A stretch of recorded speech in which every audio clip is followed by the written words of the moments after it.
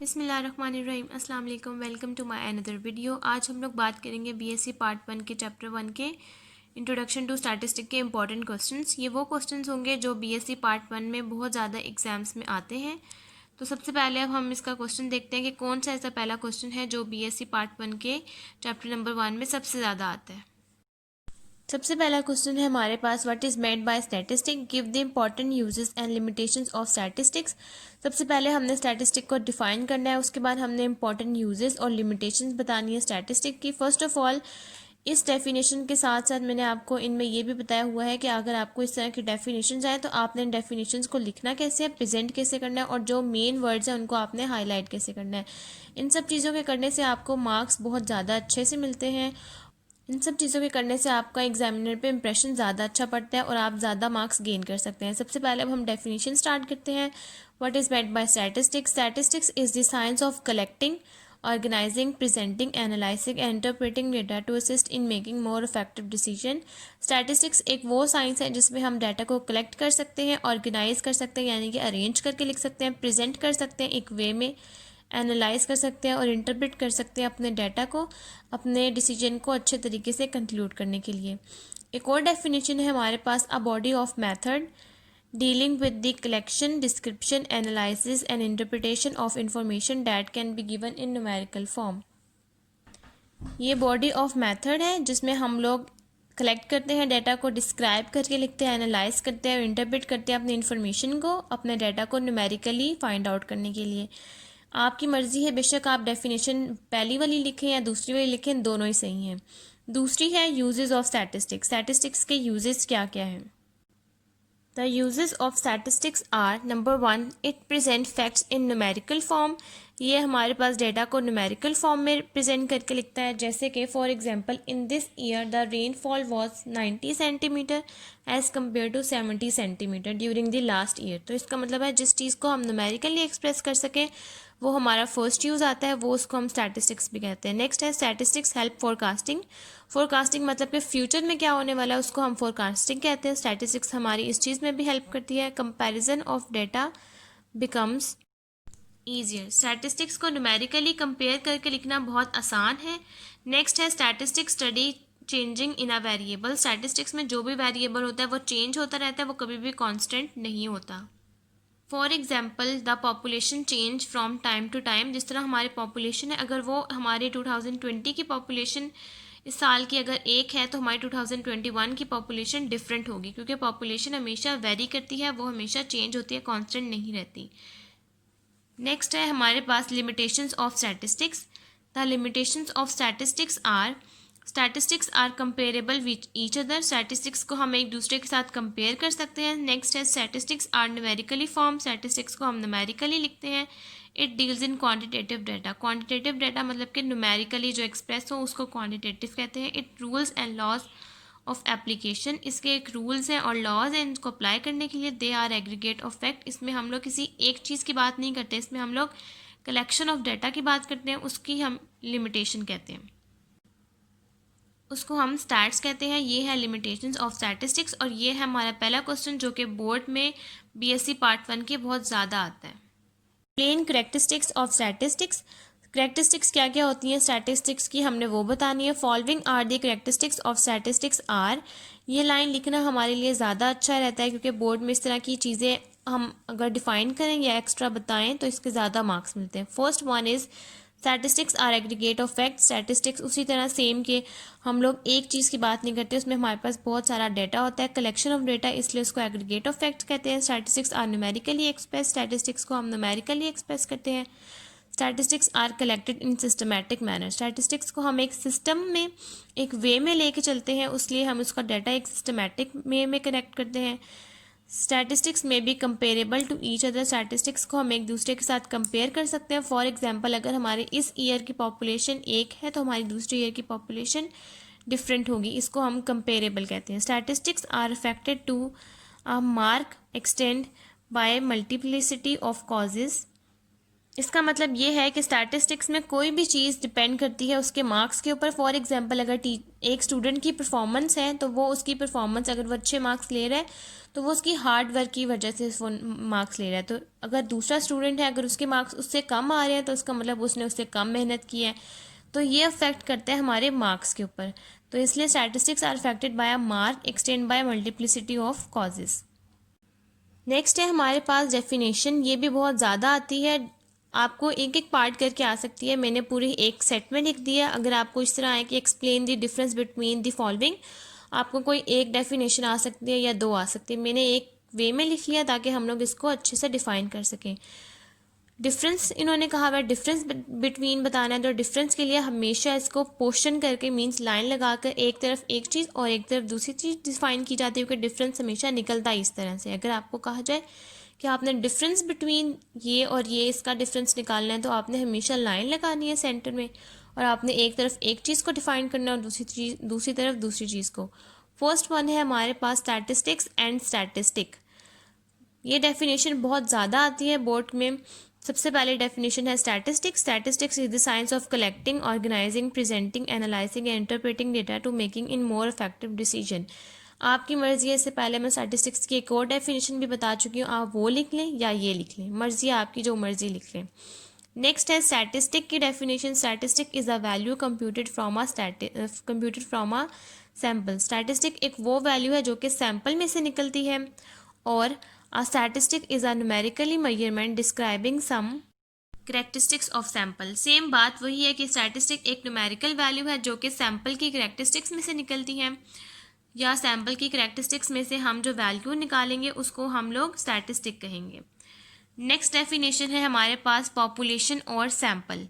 A population is the set of all unit of interest in a particular study. कोई भी चीज़ अगर आप पढ़ रहे हैं और आपकी इंटरेस्ट है उसके अंदर और आप वो डाटा को कलेक्ट कर रहे हैं होल, तो वो पॉपुलेशन कहलाएगी। और ऑपोजिट इसके है sample. Sample is a subset of data selected from population, और पॉपुलेशन में से जो डाटा फर्दर हम लोग उसको डिवाइड करेंगे उसको हम सैम्पल कहेंगे।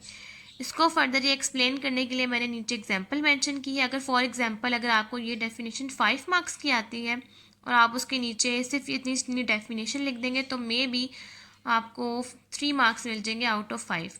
लेकिन अगर आप उसको डेफिनेशन के साथ और एक वे में प्रेजेंट करेंगे, जिस तरह मैंने आपको बताया हुआ कि लाइन लगा के और हाईलाइट करें और इस तरह एग्जाम्पल दे के लिखें, तो मे बी आपको 4 या 5 फुल मार्क्स मिल सकते हैं।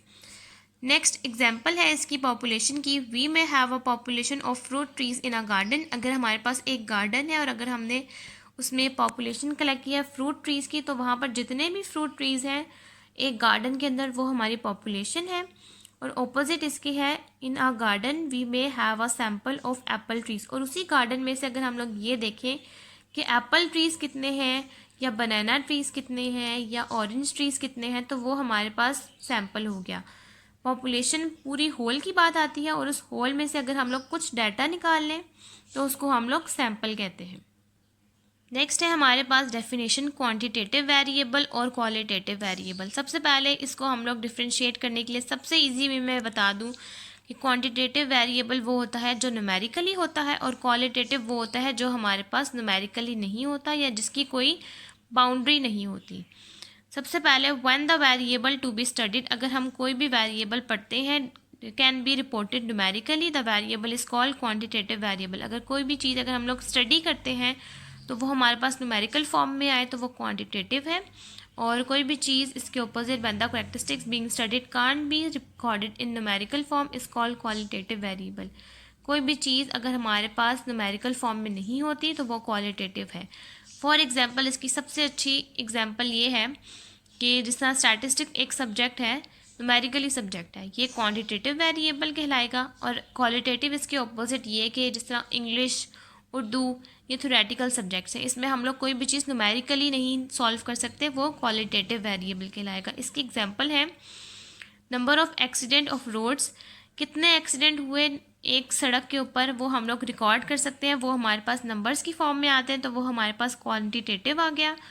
और इसके अलावा इसकी दूसरी एग्जांपल है क्वालिटेटिव की life line of car batteries. कि लाइफ टाइम बताने आपने कार बैटरीज की, वो तो हमें पता ही नहीं होता क्योंकि लाइफ टाइम तो कभी भी कार बैटरीज की कभी भी ख़राब हो सकती है, उसकी तो लाइफ टाइम की गारंटी ही नहीं होती। अगर उन्होंने 3 साल की गारंटी भी दी हुई है तो मे बी वो 2 साल में ख़राब हो जाए, मे बी वो 4 साल चल जाए, इसकी कोई गारंटी नहीं है। इसको हम न्यूमेरिकली नहीं निकाल सकते, तो ये क्वालिटेटिव वेरिएबल है। नेक्स्ट हमारे पास डेफिनेशन है descriptive statistics and inferential statistic. Descriptive statistic consist of method for organizing and summarizing information in a clear and effective way. Descriptive statistic हमारे पास एक वो मेथड है जिसमें हम डाटा को ऑर्गेनाइज यानी कि रैंक करके लिखते हैं, अरेंज करके लिखते हैं, समराइज करके लिखते हैं इन्फॉर्मेशन को, ताकि हमारे पास जो इन्फॉर्मेशन है वो क्लियर हो और इफेक्टिव वे में हो, जो कि एक प्रेजेंटेबल वे में हो। उसके ऑपोजिट है inferential statistic consist of method of drawing conclusion about a population based on information obtain from a sample. Inferential statistic हमारे पास वो मेथड है जिसमें हमारे पास जो भी पॉपुलेशन और उसका हम लोग सैम्पल की इन्फॉर्मेशन होगी, उसका हम लोग कंक्लूजन जो भी निकालेंगे किसी भी डाटा का, वो हमारे पास इन्फ्रेंशियल स्टैटिस्टिक होगी। और डिस्क्रिप्टिव स्टैटिस्टिक वो होगी जिसको हम ऑर्गेनाइज करके लिखेंगे, और इन्फ्रेंशियल स्टैटिस्टिक वो होगी जिसको हम लोग कंक्लूड करेंगे। इसकी एग्जाम्पल है, suppose we make a graph of the import of Pakistan during the last 10 years. Last 10 years हम लोग एक ग्राफ बनाएंगे जिसमें हम लोगों ने देखना है कि पाकिस्तान में इम्पोर्ट कितनी हुई है लास्ट 10 ईयर्स की। तो इसको हम लोग एक वे में लिखेंगे, पहले हम लोग लिखेंगे फर्स्ट ईयर, फिर सेकंड ईयर, फिर थर्ड, इस तरह सो ऑन टू 10 ईयर्स का हम लोग ग्राफ बना लेंगे। तो ये एक वे में है ना, एक क्लियर और इफेक्टिव वे में हमें पता चल जाएगा हमारा रिजल्ट कि भाई 10 ईयर्स में हमारे पास इम्पोर्ट का क्या रिजल्ट आया, तो इसको हम लोग डिस्क्रिप्टिव कहते हैं। इसके ऑपोजिट इन्फ्रेंशनल का है, suppose we want to have an idea about the percentage of smokers in our country. अगर हम लोगों ने ये परसेंटेज निकालनी है कि हम लोगों की कंट्री में स्मोकर्स की रेशियो क्या है, we take a sample from the population. हम लोग एक पॉपुलेशन में से सैम्पल इकट्ठा करेंगे and the proportion of smokers in the sample is calculated, और उसमें से जितने भी स्मोकर्स होंगे उसकी हमारे पास प्रोपोर्शन आ जाएगी। इसको हम लोग इन्फ्रेंशनल स्टैटिस्टिक कहते हैं। नेक्स्ट है हमारे पास discrete variable and continuous variable. सबसे पहले है discrete variable. Discrete variable is limited to some certain numerical values. Discrete variable एक हमारे पास लिमिट में होता है जिसमें हमारे पास एक न्यूमेरिकल वैल्यूज होती है लेकिन उसकी एक लिमिट होती है। फॉर एग्जाम्पल, अगर हमारे पास कोई भी चीज़ है, अगर हमें कहा जाए कि ये 0 से 5 तक की रेंज में है, तो ये 0 से 5 तक की रेंज में ही है, ये एक लिमिट है और ये न्यूमेरिकल वैल्यूज़ हैं। इसके ऑपोजिट कंटिन्यूस वेरिएबल वो है, a continuous variable that take on all the values with a specified range. Continuous variable हमारे पास वो वैल्यू है जिसमें हमारे पास रेंज में वैल्यूज आ जाती है। फॉर एग्जांपल, हमारे पास इसके एग्जांपल्स हैं, the number of cars manufactured by a company each month, कि पिछले महीने हमारे पास जितनी भी कार मैन्युफैक्चर्ड हुई है, हमारे पास एक लिमिट है ना, ईच मंथ, पिछले महीने, मंथ की एक लिमिट आ गई है, तो इसका मतलब कि ये हमारे पास डिस्क्रीट वेरिएबल है।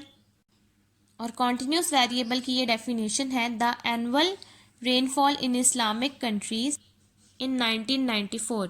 हम लोगों ने जितनी भी रेनफॉल हुई है एक इस्लामिक कंट्रीज़ में 1994 में, वो हमने बतानी है। अब रेनफॉल तो हुई है लेकिन कितनी हुई है ये हम लोगों के लिए गिनना, ये एक रेंज आ गई है हमारे पास कि भाई 1994 ही है, और अब हमने इस रेंज के अंदर ही पूरा अपना डाटा बताना है, तो इसको हम लोग कंटिन्यूस वेरिएबल कहते हैं।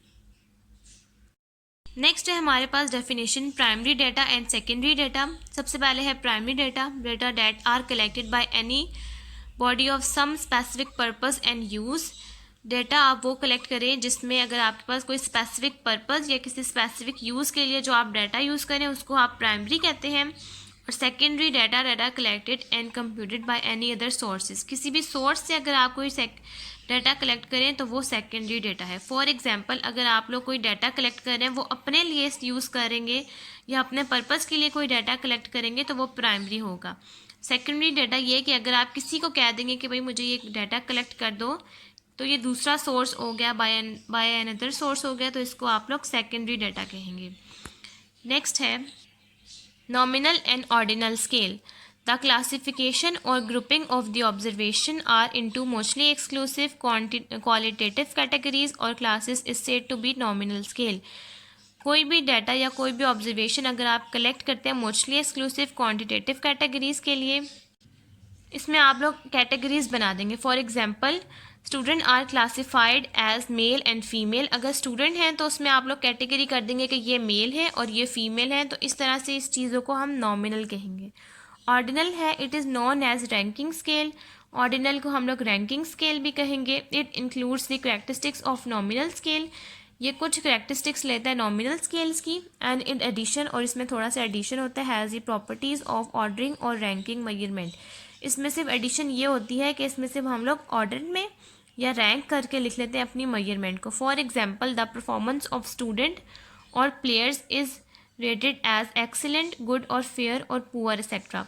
अगर किसी स्टूडेंट की परफॉर्मेंस या किसी प्लेयर की आपने परफॉर्मेंस लेनी है तो उसको आप लोग रैंक कर देंगे, या वो एक्सीलेंट होगी, या वो गुड होगी, या वो फेयर होगी, या वो पुअर होगी। तो ये हो गया हमारा ऑर्डिनल स्केल। और नॉमिनल स्केल वो है, फॉर एग्जांपल अगर हमारे पास स्टूडेंट है, या वो मेल है या वो फीमेल है, तो आपने इन स्टूडेंट्स को रैंक कर देना है। तो आपने इन स्टूडेंट को, या आप ये कह सकते हैं कि आपने इन स्टूडेंट को नंबर दे देना है, 1 for male and 2 for female.